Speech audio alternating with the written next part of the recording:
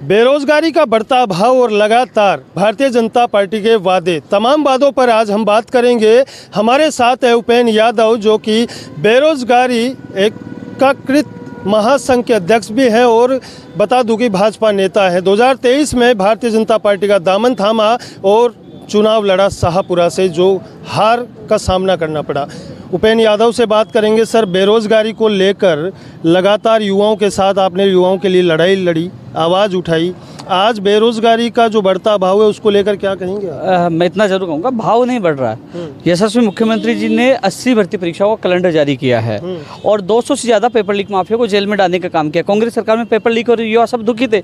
सबसे अच्छी बड़ी बात है कि जैसे ये युवा है, कांग्रेस कार्यालय जाते थे, मुकदमे दर्ज करके जेल में डाल देते। आज एक बीजेपी कार्यालय के बाहर खड़े सुरक्षित है और इनकी बात मैं सुन रहा हूँ और मैं इनकी बात सरकार तक पहुँचा रहा हूँ। उनका मामला न्यायालय में है और सरकार की तरफ से एडवोकेट मजबूती से पैरवी करेंगे और इनको नौकरी मिलेगी, क्योंकि इनको भारतीय जनता पार्टी पर, सरकार पर और मुझ पर विश्वास है और उनके विश्वास पर हम खरा उतरेंगे। भाजपा की जब सरकार बनी थी तो तमाम जो इनकी योजनाएं, जिसको नर्सिंग ऑफिसर कहते हैं, जिसको एनएम कहते हैं, वो चल रही है। अब कुछ की ज्वाइनिंग होगी, कुछ की ज्वाइनिंग होनी है। आप इसको सुधार करिए। उसमें 300 सुन लीजिए, मेरे से ज़्यादा कोई कहता नहीं है। मैंने 12 साल दिए, मैं सब जानता हूँ। रही बात, अभी आपने देखा होगा कि जिस प्रकार लगातार जो पेपर लीक हो रहे थे पूर्व सरकार में, कि पेपर लीक सरकार बन गई थी, युवा रो रहे थे, पेपरों को भेज दिया गया। आरपीसी के 2 सदस्यों को पकड़ा है, 200 से ज़्यादा जो दोषी है जेल के अंदर है। और आप अब जैसे फर्स्ट ग्रेड और सेकंड ग्रेड की भी भर्ती की, जैसे फर्स्ट ग्रेड के लिए तो विज्ञप्ति जारी हो चुकी है, सेकंड ग्रेड के लिए भी विज्ञप्ति जारी की। कुछ पद बढ़ाने के लिए वित्त विभाग में फाइल गई है।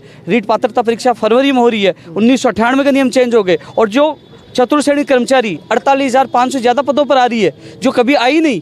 तो यशस्वी भजनलाल जी सरकार में लगातार युवाओं के लिए अच्छे काम हो रहे हैं। लेकिन हर साल में 1 लाख भर्ती देने का वादा किया था। सुनिए मेरी बात, सुन लीजिए। हाँ, ये तो पूर्व सरकार की बात बोल रहे हैं इन्होंने। अभी की सरकार की बात। 4 साल में 5 लाख रोजगार देने के लिए कहा है मुख्यमंत्री जी ने, और टोटल 5 साल में कर्मचारी चयन बोर्ड ने 95,000 भर्तियां पूर्व सरकार में करवाई थी। और इसी साल भाजपा सरकार में 95,000 पदों से ज़्यादा पदों पर, 1 लाख पदों पर वहाँ विज्ञप्तियाँ जारी करें। वो 5 साल में करवाई थी और इसमें 1 साल में विज्ञप्तियाँ जारी हो रही है। समय लगता है इस चीज़ को, सिस्टम को सुधारने के लिए।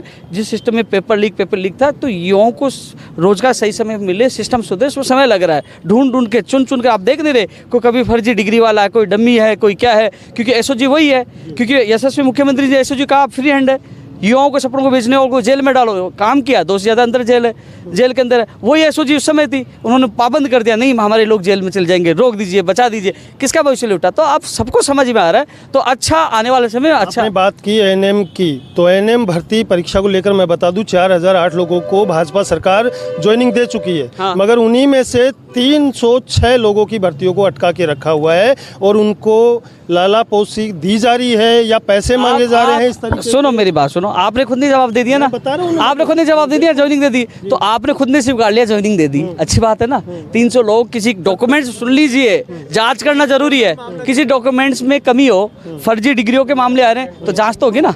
बाहर से डिग्रियां लेके आ रहे हैं, उसकी जांच नहीं होगी, ठीक है ना। अब बात यह जूनियर अकाउंटेंट की अभ्यर्थी है, आप दूसरे मुद्दे पे भटक गए। शायद आपको पता नहीं है कि एएनएम जी ने परियोजना बता रहे हो, मुझे नहीं पता, क्योंकि जवाब देने में माहिर हूँ, क्योंकि मैं इन चीज़ से निकला हूँ, ठीक है। हर बात का जवाब देने के मैं दे सकता हूँ, लेकिन ये युवा है और ये युवा है, इनको पूछ लीजिए। उनके साथ पहले भी था, आज भी हूँ, और इनकी समस्या के जब मैं अंदर गया, सुबह पूछा था मैंने, तो ये तो जवाब देने के लिए रेडी नहीं। मेरी बात सुन लीजिए कि ये मेरा इंतजार कर रहे थे और मैं आया।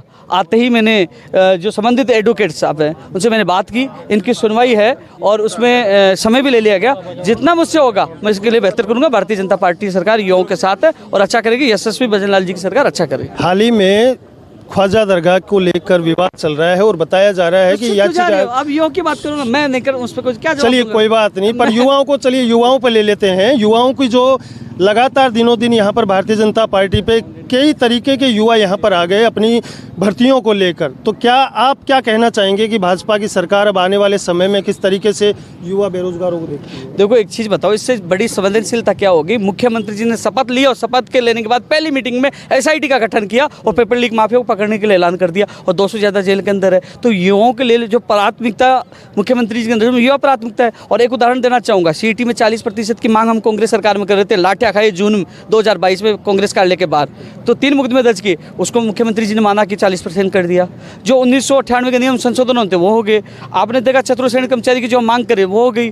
रीट पात्रता परीक्षा शिक्षक भर्ती जो पात्रता की घोषणा हो गई, तो हो रहे हैं। अरे अभी तो 11 महीने हुए हैं, अभी मुख्यमंत्री विदेश भी गए हैं, प्राइवेट क्षेत्र में भी नौकरियों का ज़्यादा से ज़्यादा लोगों को अवसर मिले वो भी है, सरकारी क्षेत्र में मिले, तो अभी तो इंतजार करिए, अच्छा होगा। चलिए, ये थे हमारे साथ उपेंद्र यादव, जो कि लगातार भारतीय जनता पार्टी के युवा नेता है। और इनके द्वारा मैं बता दूं कि युवा बेरोजगारों के लिए यही कहना है कि अभी 11 महीने हुए हैं, भाजपा की सरकार लगातार युवाओं के लिए कहीं न कहीं रोजगार को लेकर चिंतित है और उन्हीं पर ध्यान देती रही है। दिखाता रहूँगा लगातार द पिंक सिटी न्यूज़ के साथ सुभाष बैरवा, जयपुर।